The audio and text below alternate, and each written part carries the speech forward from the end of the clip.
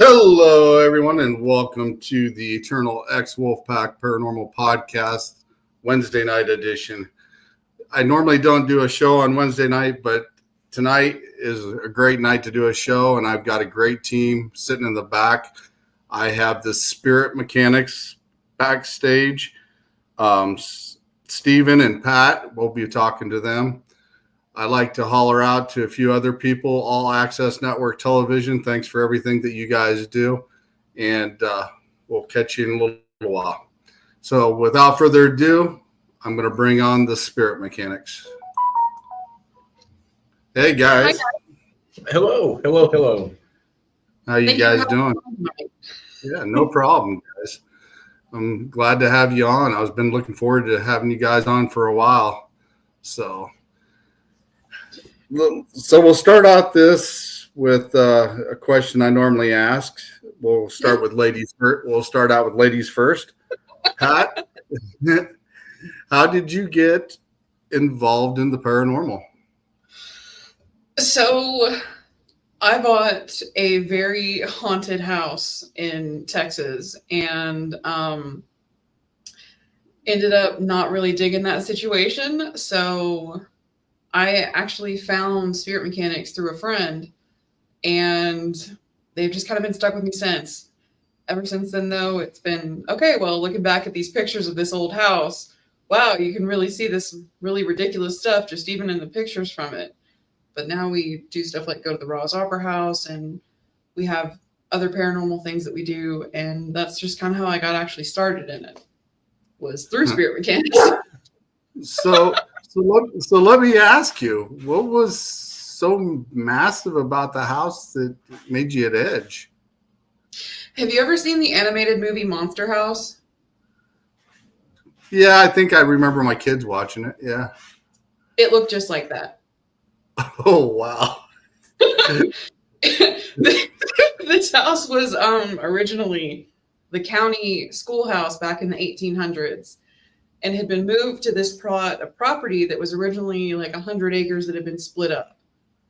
And come to find out that not only had the original schoolhouse been moved there, but people had died on the property, and there had been a whole bunch of other hullabaloo. There were creepy chairs in the place when we bought it. It was a whole thing. You know, you could feel the... people coming over would not want to walk inside just because it was that creepy. And that was people that weren't sensitive or, investigators or anything along those lines. I mean, she has family and friends that, to the rest of us, will literally call this place the murder house. Yes. Wow. That's definitely interesting. Did anything actually happen in the house that you're aware of? Oh, yeah. Like stuff that I saw and experienced, or stuff that I was able to actually find that it happened? Both. So starting with the evidence, actually, did some research and found out that there had been a really abusive school teacher that used to teach at that schoolhouse. The original owner of the land was, one of the things that he put in the will was that he didn't want the land broken up. And the land got broken up. So those were two things that were awesome. Also found out that somebody had actually OD'd and had been poaching animals off of the land next door and dragging them underneath the house after they were done cutting them up and, getting the meat off of everything, because it was deer. So there were actual bones that were found underneath the house by my husky. That was all of the actual evidence.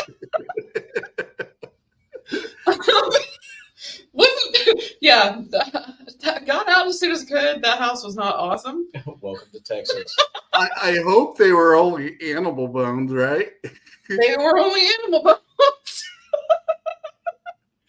But that was actually how the previous owner had been hiding the fact that he was poaching deer from, the surrounding properties, was that, would drag him over to the slice that he had and take care of everything. So it was wild. But one of the early experiences that I had was I was laying in bed and I looked up and around And coming down from underneath the staircase was this really shadowy black figure that was crawling upside down and stopped right before the room and just stared at me while I slept.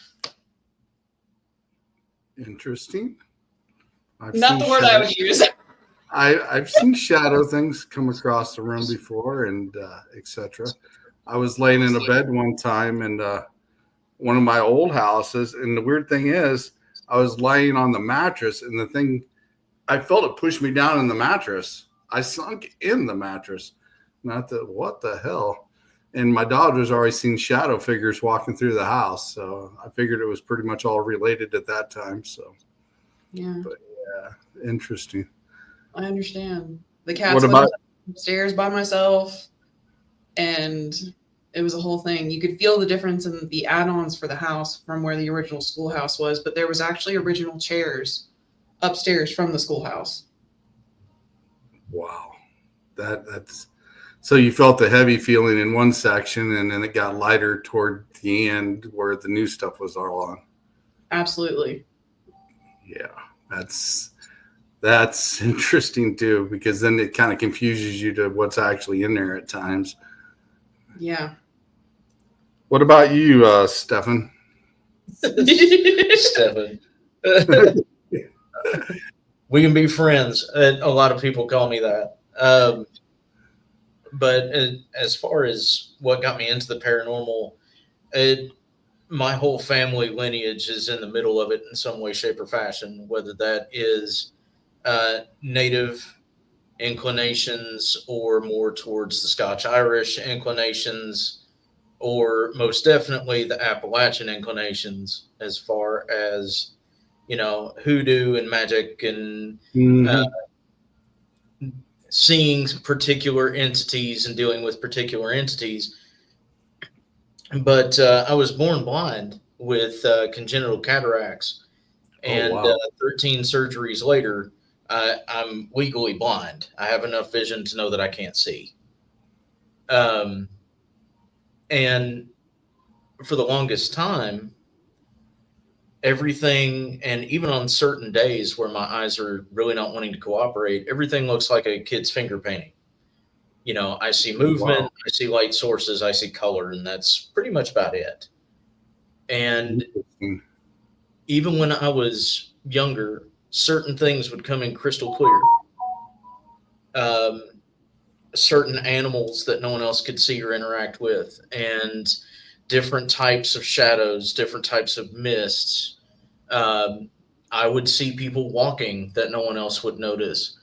And I just thought it was normal. Okay, well, I'm visually impaired. Maybe they're at just the right spot to where my vision is actually catching them. No one else could catch it. No one else knew what the hell I was talking about. Flash forward, a little bit, I was in the middle of doing music ministry and a little bit of youth, and was getting into associate pastoring. And I went to my religious leader and was explaining all this. Look, I experienced these things and noticed these things. Can you give me some kind of insight here as to what's going on? And they basically told me, never talk about it. Leave it alone. Don't ever talk about it. Only apostles of God can do that, and it's not for everybody else. And flash forward again a couple years, and I'm in the middle of a Sunday school deal with a new pastor. And he looks at me and he goes, I want you to explain to these other gentlemen exactly the reasons why people your age refuse to come to church. And I looked at him and I'm like, you don't want me to answer this? And he smiled and said, yes, I do. So I proceeded to explain the reason why. Left all of those old men white and with jaws on the ground, went upstairs, started to listen to the sermon. Everything goes silent. And I feel a hand on my shoulder. And I was told, you're not meant for a pew. Go and show others I exist through action, not through words. And I haven't been back to a pulpit or a pew since. as far as getting into anything heavier, I started learning about what it is that I could do. I started learning energy alchemy, Reiki, different magical practices, and esoterics from my teacher, Charles Marlar. And that was around 15 is when I started, and then went up until just about 10 years ago with working with him directly. Uh, and it's just been one roller coaster ride since. Wow. So, do you feel that your sight is giving you more of a gift with being able to work with energy and stuff like that as an insight? Uh, as far as more of a gift, I'm not sure. Um, because the way that I view it is everybody is capable of doing what it is that I do. It's just a matter of whether or not you want to and whether or not you're trained to. But um, a lot of people refer to me as the metaphysical daredevil That's cool. because the way that your clairs work is they mirror what your physical senses actually do for you. So I'm a clairaudient first, where I echolocate. So I'm able to hear what's there first, and it sounds to me like a musical note. And I can tell by that musical note exactly what it is, what's going on with it, and why it's there, and then move the direction where the sound is most intense and watch for the heat waves to flex, kind of like like a speaker. And as I see that, things start to come more into focus, and I'm able to actually see an entity or a type of energy or another human spirit, an animal. Uh, I have a different way of seeing things, but to me, everybody has a different way of seeing things. That's awesome. Me and you have something in common with being able to see the energy then, because I've only seen like one full apparition in my entire life, and that was my girlfriend that passed away about a few days after she had passed. I seen her standing in my dining room full figure, and that's the first one I've ever seen full figured stand right in front of me. And we actually had a conversation, and she went on, but she's always with me. And every time I go to make a decision, she'll tap me on the shoulder, right or left, so I know I'm making a good decision or not. And she'll be bebopping along the car, because the car will shift. If you know, when you're riding in a car, that little odd movement of your car because something's wiggling or jiggling or whatever, you can tell she's sitting there bebopping to some of the music when I play it there, and she's always there. But she's the first full one I've actually ever seen that way. But as in energy wise, when I see a spirit, that's where me and you have something in common, as in the fact it looks like an energy wave coming off of a hot asphalt. And that's how I see it. And then I can actually put my hand in it, and I can actually feel that energy around my hand and tell what it is and what's going on with it.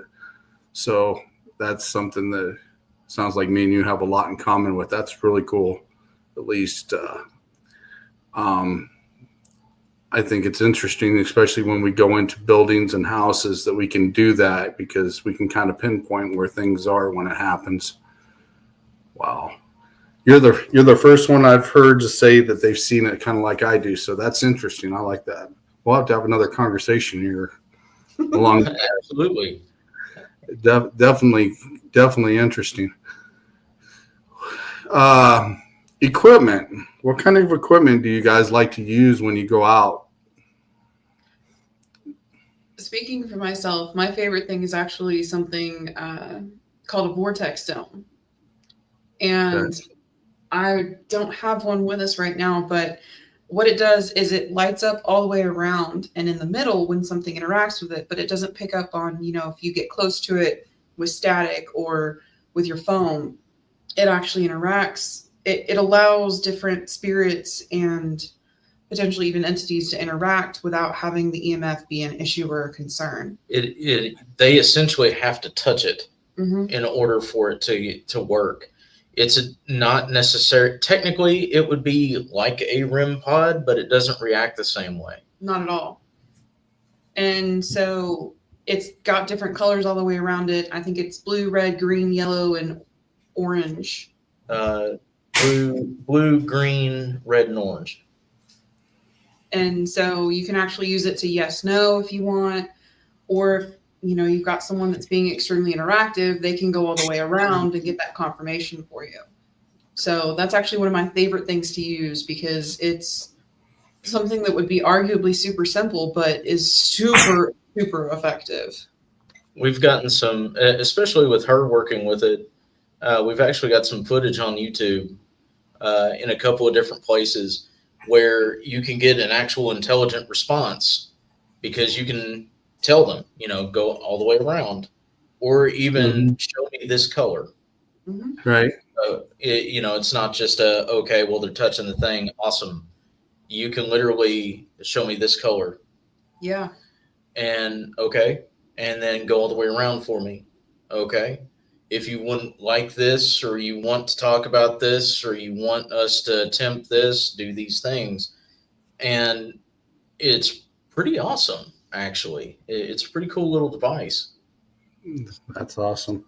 I'd like to give a big shout out here to Dallas Swanson. He's in the audience watching, and Marla Meacham. She's part of my team. Awesome. They're on my personal page. I can't see any notes from that page. So if you want to ask any questions, go to the team page or the YouTube page and type in your questions. Absolutely. And we'll answer them live right here. I'm showing on my personal page, and for some reason it doesn't like to pick up comments from there, and I don't know why. And I've been worked on it for several times, and it still don't work. Technology is as technology does. Yeah. So that's interesting. I like that. Location wise, what's a location that you guys have experienced something that's very interesting?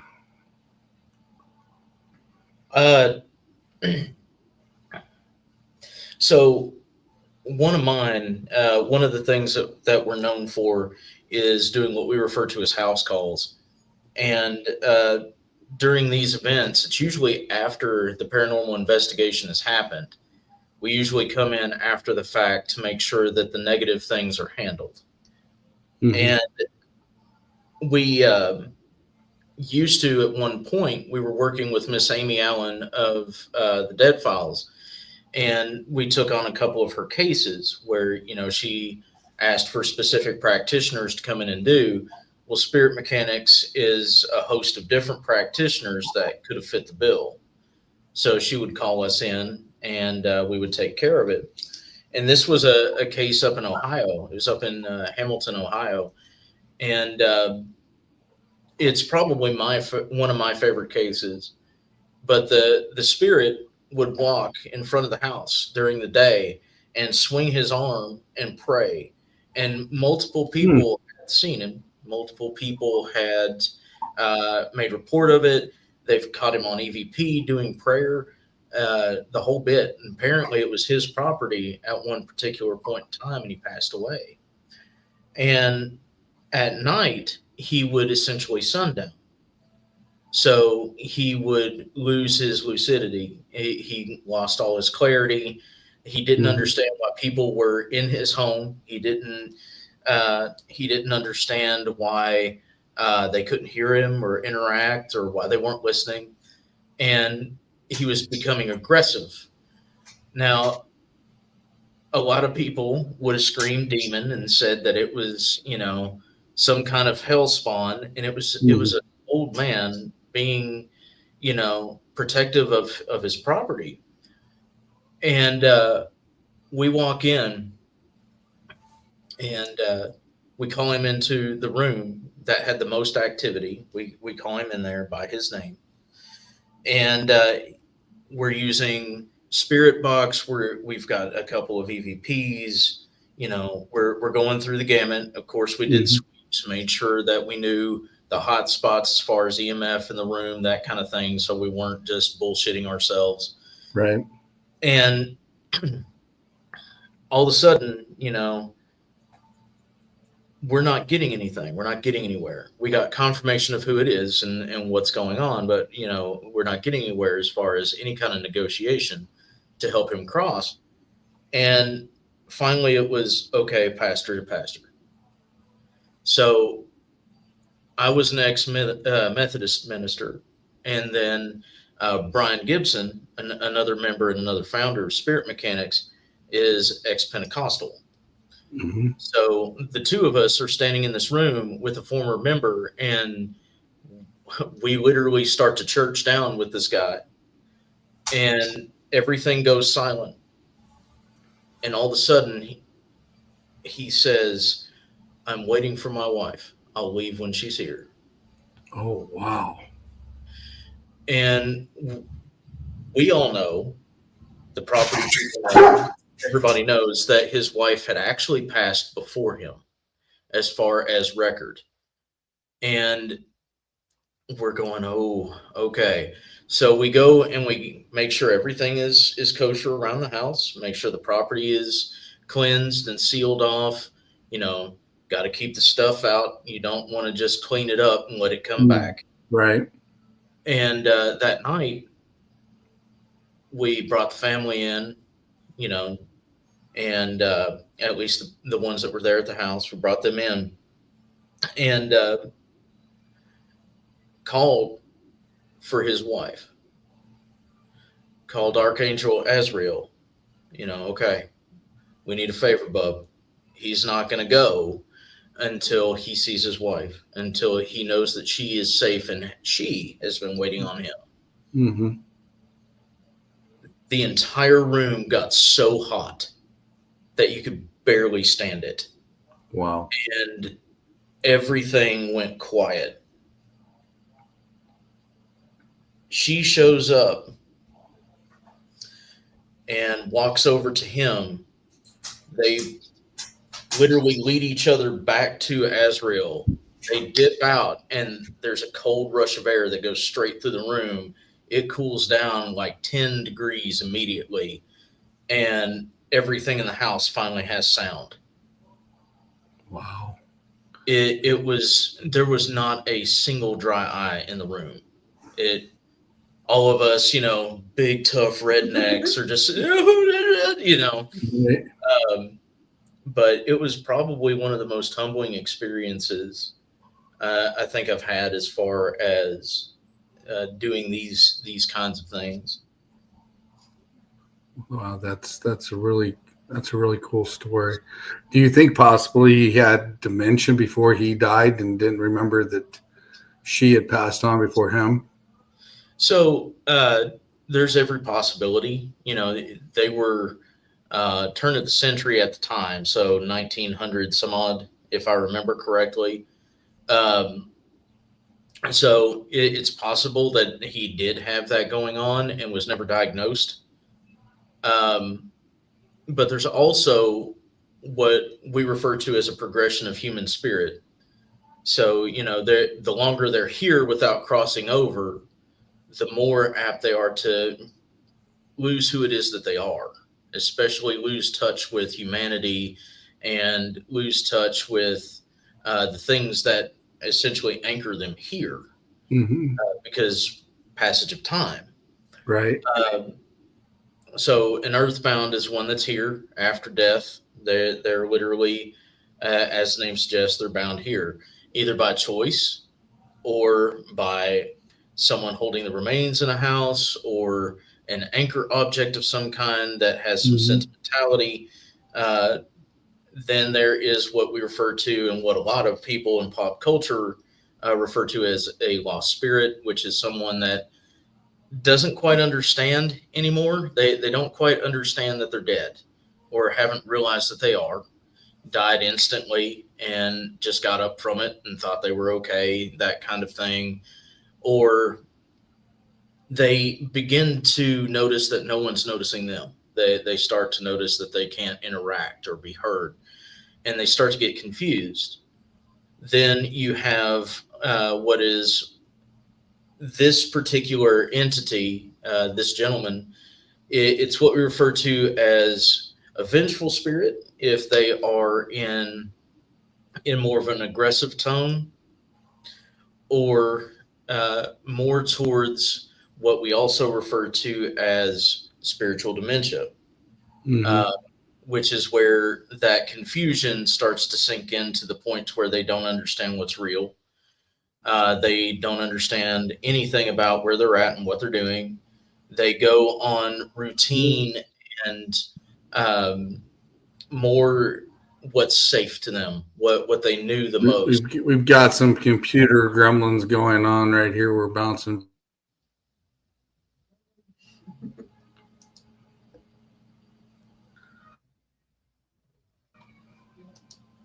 Did we lose you, Sean? Oh, We good? You guys are froze up. Okay. Then I'm going to try something really quick because usually that'll help. Is that a little better? Yeah, I'm bouncing in and out as well. So we've got some gremlins going on tonight. Gotcha. Definitely, for sure.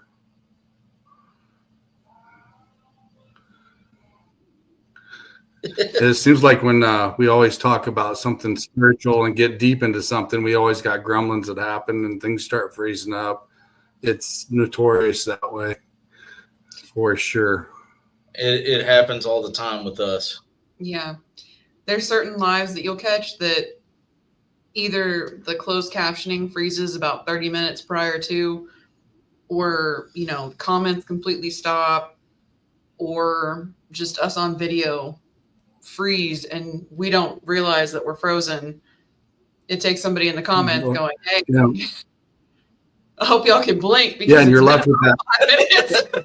And you're left with that funny face. Come on. Yeah, it's never the last one ever. It's almost like they do it on purpose. Yeah, it's notorious once in a while. You can't get around it. So I always call it the computer gremlins for sure. You brought up something that was really interesting there. Time.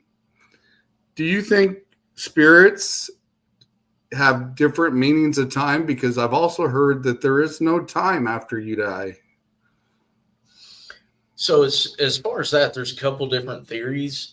And because they're theories, I subscribe to all of them because none of them have been proven. True. But apparently one of the newest ones, and this was interesting and new to me, is time doesn't exist, period. I've heard that.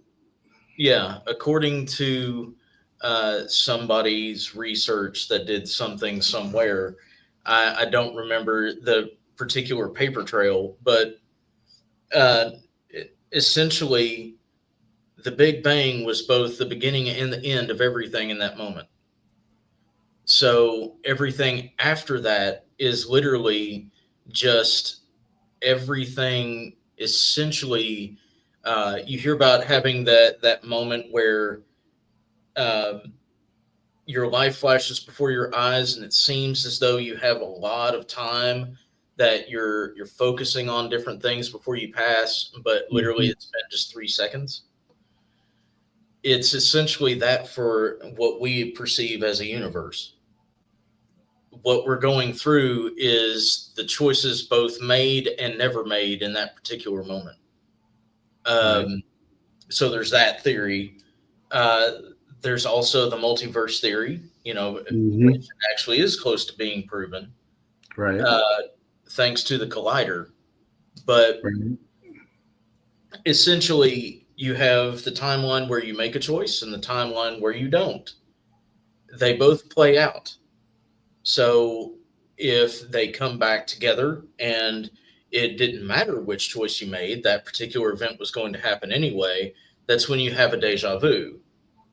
Whereas if neither one of them actually meet, that's when you get those dreams of seeing things that should happen but never do. They're very, very vivid, but it's more of a parallel, quote unquote, universe Mhm. where certain things play out. The what if scenarios actually do Right. play out. And lastly is, time being cyclical. So it just comes back on itself. The life is lived and it comes back around and back around and back around. And Mhm. as far as spirits are concerned, I think that any and all of these things could be correct. I do know through different people's testing, different people's idea of how this works, that there is a different progression of a measurement of time for people who have passed on. Mhm. Um, Time happens a lot slower Right. when you pass Yeah. than it does here. Yeah. So, I've kind of thought some of the same theories. Like I've been down some of those paths before and putting things together myself. And I keep an open mind about it because, like you said, this hasn't been proven yet, but there is some theory to some things when you see it happen. So it's kind of hard to actually argue that it's right or wrong, regardless. So, but yeah, we got Derek McFadden in the house from Eternal Paranormal. Hey guys, miss you Hi. guys too. Um, but yeah, it's interesting with time because, like I said, they always say something about the fact what is in front of you is behind you, what is above you is below you, what is to the right and to the left. And if you think in that theory, you can bring your past to your future if you don't get rid of it, like all the baggage. And then if you don't get rid of your baggage, then you don't have much of a future because you keep dragging that along. So I get the theory, the front and the back, and even the right and left, depending on how you return. So that time frame is very interesting on how you think of that because I've seen people that got into a frame of mind that they keep bringing their past to their present, which makes their life totally miserable, and they don't get it. And if you don't change your way of thinking, it's going to stay that way. Well, and at that point, depending on how heavy the baggage is, it can create something a lot nastier too. Emotional attachments, trauma bonds. It can really actually start impacting the spiritual side of your body as well as your physical. Oh, most definitely. I definitely agree with that. Very, very true. Um, I know you guys work with health issues too, don't you? With helping people with health issues. now, yes, we do. We do wind up helping through energetic means and Okay. through minor counseling means, different things like that. Uh, Okay. None of us are licensed clinicians. We're not licensed therapists. Right. So, just throwing that out there. Right. Uh, but what But we, but from an energy standpoint and a spiritual standpoint, you work with them. Yes. yes, we do different forms of energetic alchemy, Reiki, crystal healing. We have someone here who does tuning forks and sound bowls, so sound Mm, therapies. yeah. Um, we do a little bit of herbalism as well. So, different salves, different tinctures, things like that. Uh, we do our best to work with what we know is there.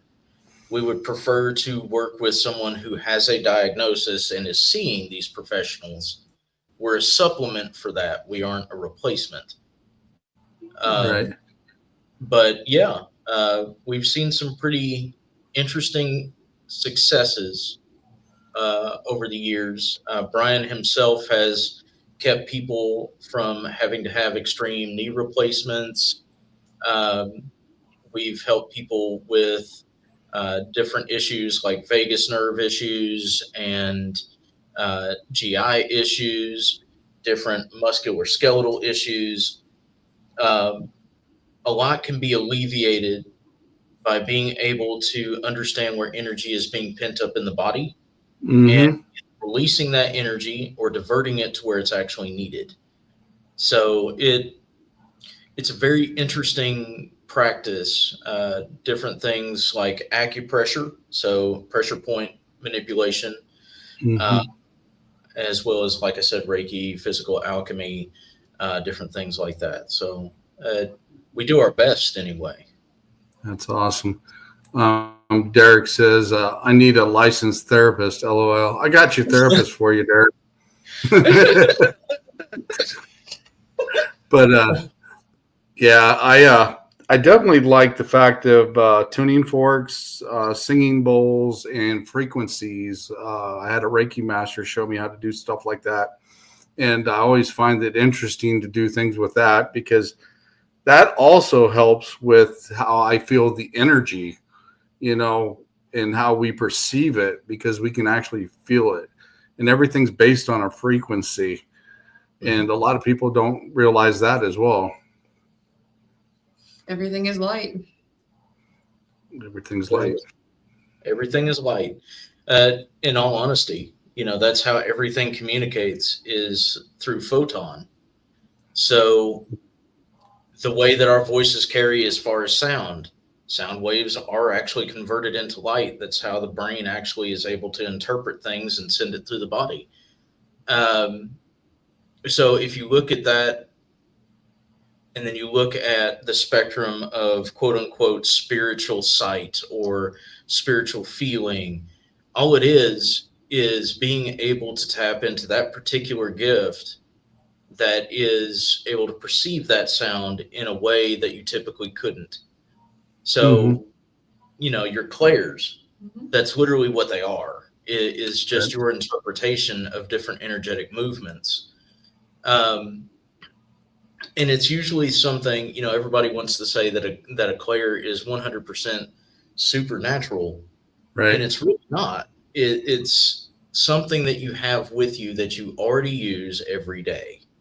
Mm-hmm. Because the term clair, when you're adding it to these gifts, just means clear. Mm-hmm. So you're saying, like a clairaudient is someone who is able to hear clearly. Right. It's just an extra sensory thing that winds up evolving as you are able to connect to different levels of sound. And it's Mm-hmm. the same thing with each gift. Like Right. with you, you're more of a clairtangent. So you're able to actually tangibly feel energetic movements. Mm-hmm. Um, so sensitivities are going to be a little bit stronger as far as feeling. Right. So different touch, different texture, different heat and cold, and different things like that. It's going to be a little bit stronger for you than it would other people. So it's just being able to be okay with your body and listen to it when it tells you things. Most Uh, definitely. Go ahead. Oh, Sorry. most definitely. I definitely agree with that.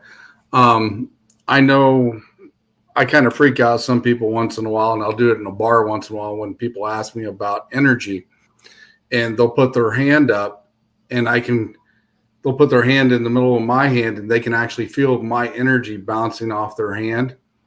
And then I'll tell them to put it up like this, and I'll take my hand and I'll do this, and they can actually feel me writing in the palm of their hands and moving my fingers and stuff like that. And it kind of freaks them out.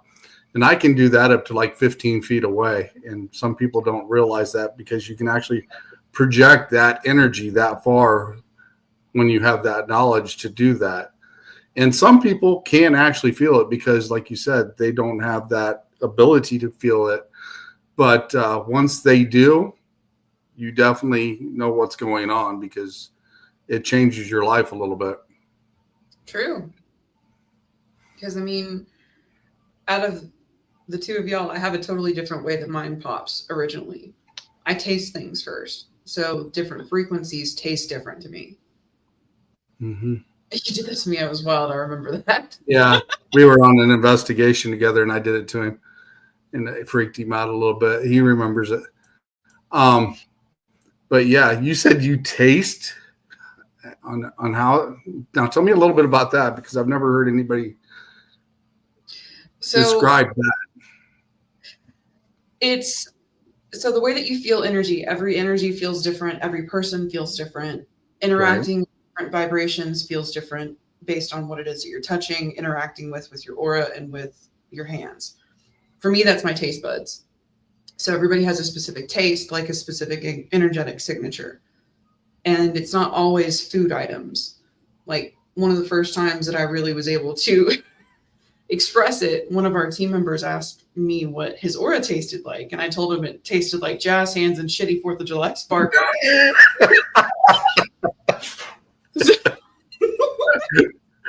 I'm not going to ask how you know that, but okay. But it's the same way that, you can feel the different pulls and riding on with energy. It's the same way, but it just starts with my taste buds. So for instance, higher energetic, frequencies, beings, those types of things, they taste like a sinus infection because it's just so fast.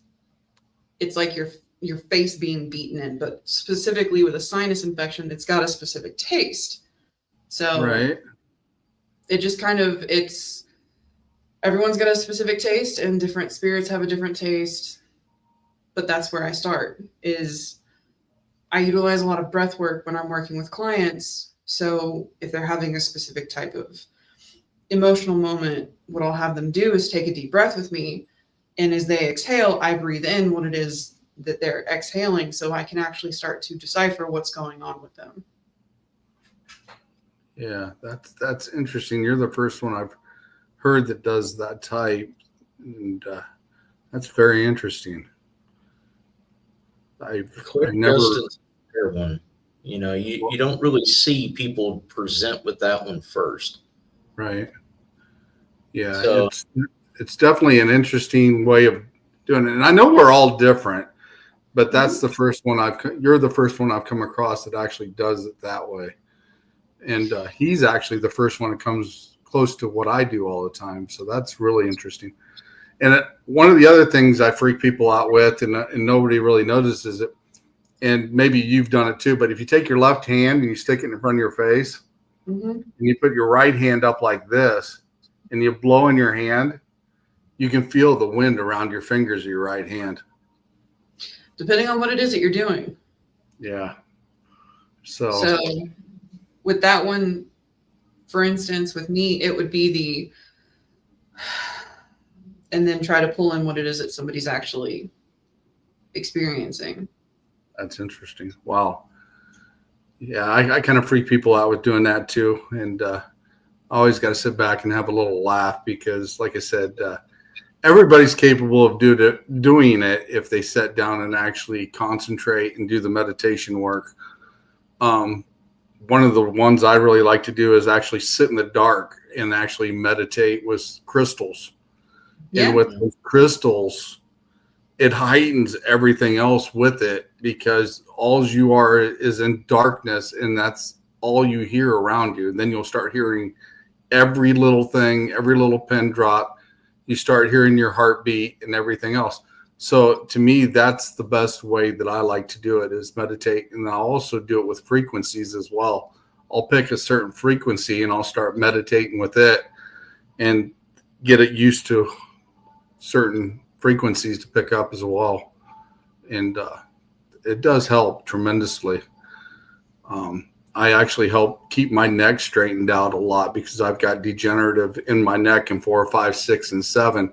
And I'll do a little bit of energy work on it, but sometimes it does get out of hand and I have to go see one of my friends, and she is actually more of a healer. And boy, I tell you what, she actually puts the hurts to you. She'll use stones and stuff, and she'll straighten it out pretty quick. But it's when it gets that buildup of that inflammation in there after being stressed out. And we all know stress can cause many weird things in your body to happen that you don't even realize. So, but that, has there ever been a place that you've been that you're like, you walked into the property. It's like, wait a minute, I'm not going to stay here. I'm going to leave. Yeah, I left it back in Texas. That house. Fair enough. Yield murder house.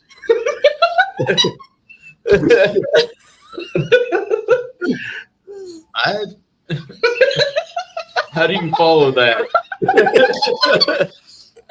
I definitely kind of want to see pictures of this house now, because if I ever get to Texas, I might want to go. It's kind of where I'm at. You know, you're just starting out and you don't really know what's going on because you don't understand yourself and you don't know where to go. And all these things are happening. And, you know, when you start reaching out, a lot of people on Etsy don't know what they're doing. So actually finding a group that does is kind of an amazing thing. And that's one of the best things about Spirit Mechanics to me. Not to be a shameless plug, but, you know. to be a shameless plug. It helps when you actually have people that you can go to and understand what it is that you're having happen to you and actually be able to help you through it. And then be able to explain to you why it was that you were experiencing what it was that you were in the ways that you were. So definitely wouldn't go back to that house, but, you know, I wound up here, so. You're stuck with them there now. Yeah, they're stuck with me. We're weighing the scales here. So, what about you? I don't think I've ever been to a property that I had to leave. I think the only reason you may have to leave is if it's physically unsafe and you could actually physically hurt yourself because of holes in the floor or nails randomly in spots. But you've been crawling in attics, you've crawled into, you know, random questionable holes in basements. Actually, yeah, I did. Didn't I? You did. Oh, I forgot about that. Thank you for reminding me. You're welcome. Well, the blind guy, I can't see what the fuck he's doing. Send him. It's a dark ass hole. Now, wait a minute. That's what you're supposed to have rookies for, so you can send them as in guinea pigs. They're the sacrifices. No, that's a blind guy. This one just got her mechanic ship about 6 months ago, and I'm the one still crawling in holes. It was gonna get in my hair. I wouldn't trade it though. No, me and him's got something in common. We got aerodynamics going for us here. I wouldn't trade it though. There's always a need to have a healthy respect for what is there, what could be there. You know, you never want to walk in and, you know, kick someone else's door in and expect them to treat you with the utmost hospitality. Right. So if it's a human spirit that you're dealing with, obviously you need to have a healthy respect. Entities, apparitions, what people consider demonics, hate to tell everybody, but not everything is a demon. I agree 100%. But, you know, when you're dealing with them, you have to understand what it is that they're capable of. But it doesn't mean that you have to fear them.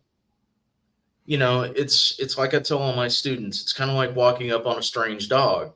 Yeah, that dog doesn't know you from Adam or Eve and is going to bark at you because it's scared or it's protecting its space. Right. Or, you know, you literally jumped out of nowhere at it, at least to its knowledge. So what do? Well, if you stand there and you kind of get timid with it, it's going to obviously get more aggressive because it sees you as a threat. Because it doesn't know what you're going to do, it has to protect itself. Right. If you become aggressive with it, it makes it worse because then it has a reason to protect itself. Mm-hmm. However, 9 times out of 10, especially if that dog is on a leash or in a yard, if you walk past it like it doesn't exist, what usually happens? The dog will stand there, stare at you, and wonder why you didn't stop. Right. You know, it's the same kind of thing. You should have a healthy respect, but no fear. I agree. Now, that doesn't mean roll into every place like, you should be wearing a black tap out shirt and screaming that you're going to fist fight a demon that's not there. You shouldn't do that. Yeah. Provocation is not the way, No. but wait your turn, mind your manners. I'll be with you in a moment. That kind of stuff immediately. You have no power over me or this space. You can wait your turn. Exactly. That just makes me think. So you talking about that brings a specific situation to mind. Bobby Mackey's. Oh, yeah. Pretty much everything that happened at Bobby Mackey's, but initially how we started that night out, oh, there's these awful things here. You can get hurt. Well, yeah, you can. The places at the time, we were one of the last groups to be able to go in before it was closed. Right. Mm-hmm. Yeah. But I mean, Steve had his own experience at the beginning of the night, and I'll let you talk about that if you want, because it's hilarious. It was funny. It was funny. Not at the time. I was pretty angry, but I mean, one of the big bad things that people always reference that's there, we wound up playing cards with it. literally. Of the sensitives that was there decided that she would be okay with playing cards and letting that specific entity pick which one, and am I drawing or am I holding the hand? And we actually got some amazing evidence that night. We did. And that bastard won most of those hands. He did. That's crazy. You brought up the fact that you played cards with spirits, because I was in Indiana at the Bell Mansion with Pam Harris and Mandy Metzinger from Ghost Sisters and Lori Bragg and one of my old teammates. And we were up in one of the rooms upstairs and we were playing poker, and we stuck a REM pod between us, and each one of us had a light facing us. I would be damned. That spirit told us, lit up the light of the hand that was going to win every time. That's awesome. I love stuff like that, because I mean, you get the interaction, yes, but you're also not being disrespectful, and you're treating the space the way that it wants to be treated. Bobby Mackey's is a bar. Best thing to do is play cards and do a shot. Which we did. And we wound up with some of the coolest stuff. People understand what it is that they left, and they understand the time period of which they died. They don't understand anything outside of that usually. So participate. If you're wanting actual evidence, treat spirits as if they're human, because guess what? They still are. Yeah. It's not difficult. Although, motherfucker in the bathroom. So this is literally my favorite. This is one of my favorites. We're and excuse me, because some of this is going to be TMI. All right. Trigger warning for people. We got the rating going right here, so go for it. So I have to use the restroom before we get started with anything, before they go, completely lights out. They wind up going lights out anyway. While I'm getting into the bathroom. And for those that didn't have an opportunity to go to Bobby Mackey's, the men's room was down a small hallway that kind of zigzagged back, and it's a small restroom with a stall, obviously, urinal, sink, the whole bit. Apparently there was a gentleman in this restroom that liked to throw metal trash cans at people, and by actual account, and had actually harmed a couple of patrons. They would be in there washing their hands, and all of a sudden they would get the trash can over the back of their head. Yeah. And nobody else in the room. And so because of that, they had to switch it to a plastic trash can. I obviously, because that is just my luck, I have to go and use the stall. Because it's a space that I'm unfamiliar with, and I wasn't able to count my steps yet, I had my sensory cane with me. So basically the blind guy click cane. And I had it with me so that I knew where I was going. I had it set up in the corner of the stall while I'm trying to love its heart use this toilet that was like a fucking mechanical bull that was well past its prime and falling apart because the whole floor of this stall was caving in. The toilet was sitting one way, the seat was going this way, and I was having to hold it all together and to my ass while I'm using the bathroom. This is happening, and I'm just sitting there with my phone light, and I hear this rumble in the corner,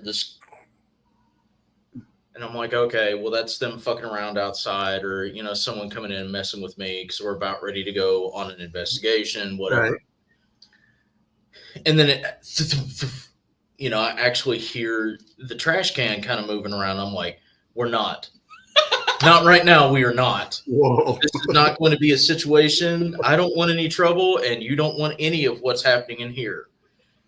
So everything goes quiet, and all of a sudden, my sensory cane lifts up and over the stall and is thrown across the room. I finish what I'm doing. Literally, okay. Grab my phone. I'm going to wash my fucking hands, and you're not going to touch me. Silence. I go to wash my hands. I hear this, with the trash can. I'm like, you do it. And I will become that redneck asshole that everybody likes to watch on TV. Do not do this to me. And I won't do that to you. And on the outside, actually, it was Raymond. Yeah. On the outside, I hear Raymond go, Steve, you okay? You all right? Do I need to come in here? Stay the fuck outside, Raymond. I can see him doing that too. So, I grabbed my sensory cane after washing my hands, and I'm going to leave. You're going to stay in here, and you're going to deal with what I left behind. And I walk out, and I hear the footsteps coming behind me, and as I step out of the threshold of this hallway, I stick my hand to the wall and force my energy into it and block him in. No, fucker, you deal with what you caused. So it was the single most hilarious thing. That was an altercation that I never thought I would ever have. With some jackass drunkard ghost throwing my sensory cane across a bathroom, and me having to finish taking a shit and wash my hands while trying to make sure that this asshole didn't throw a trash can at me. Oh, damn.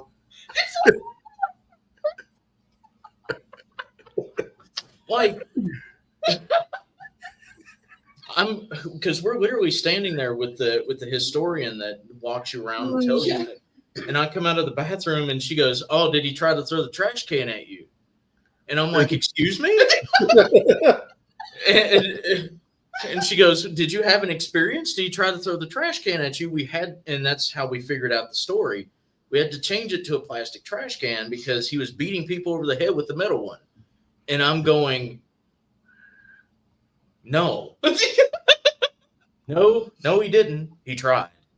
And here's Raymond off to the side. It would only happen to you, Steve.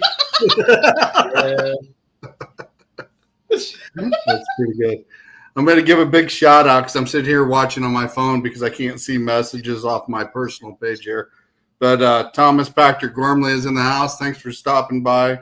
We got Angie and Shane McLean in the house. Hey, guys. Thanks for stopping in. I'm trying to keep an eye on two different screens here so I don't miss anybody. But, yeah, I can see Raymond out there hollering at you, and I've heard some stories he's told me about that place too. So it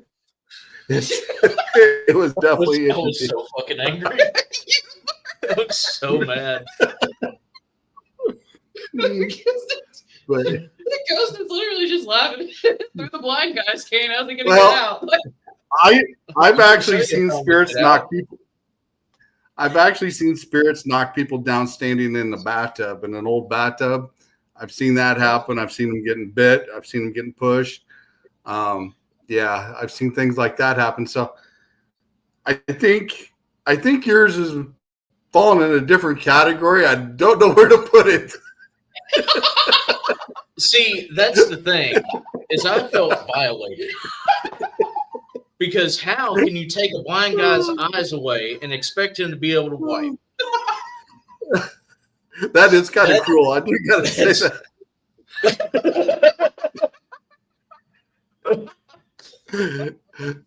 Well, at least you got through it unscathed. At least it could have been worse.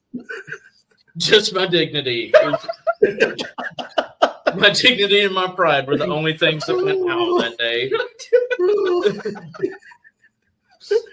So,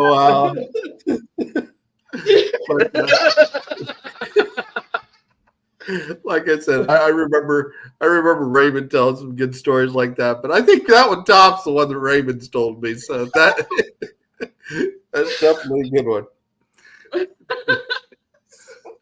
Jeez. I think I would have cast that spirit somewhere else after that, especially if I felt violated. Oh no, I left without spraying. He got to deal with my pent up frustration. he didn't mess with anybody else that night. He didn't. Well, oh damn! Wow, that's definitely a good one. Well, guys, we are at the top of the hour. Is there anything you'd recommend to new teams that are starting out or just beginning? One of the best things, take what you do seriously, of course. Don't take yourself seriously. Cut up, have fun, be yourself. Don't be that kind of person that gets lost in it. Adding your particular flavor to things is what's important. That's what's going to set you apart from literally every Tom, Dick, and Harry with an EMF meter and a camcorder. Yeah. The next thing is you're going to get a lot of evidence that way. People want to talk to people. Entities aren't going to pay you the time of day if you walk in, all fire and brimstone and cursing the very ground they walk on before you even get started. Does it mean that you should go in unprotected? Absolutely not. Do your stuff outside. Make sure that you got your stuff up, your talismans or whatever on, your crystals with you if you vibe with that, your prayers done, whatever. Bubble up if that's what you need to do. But while you're in there, you need to trust in yourself and you need to allow things to happen naturally. It's not for you to control. And the last thing, and this one is something that I teach all my students, and it's one of the things that I think is lacking anymore in a lot of the paranormal field, and that is hold your humility higher than your fucking ego. Yeah. And make sure that your integrity is intact. Yeah. If you tell someone to their face that you can do, or that you are, or that you will, by God, you better feel that. Yeah, especially, there's a lot of egos in this field that they need to step down off their horse. And I wish a lot more of us would actually communicate with each other and share information, because I've said this numerous times on several shows. Something I may have or experienced, maybe a piece of the puzzle you guys have come across somewhere else, and vice versa. And it could open up a whole new batch of things to start looking for. And if we would all work together, it would be a lot better. And like I said, I always respect everybody that I talk to. I always learn something new, because when you stop learning, you might as well quit, because you're constantly learning in this field. It's always something new. It's always something different. And you always got to keep an open mind. So 100%. So most definitely. Hello, Vanessa. I miss you too. She's from haunted happy hour. She does coffee and stuff from the Quad City area.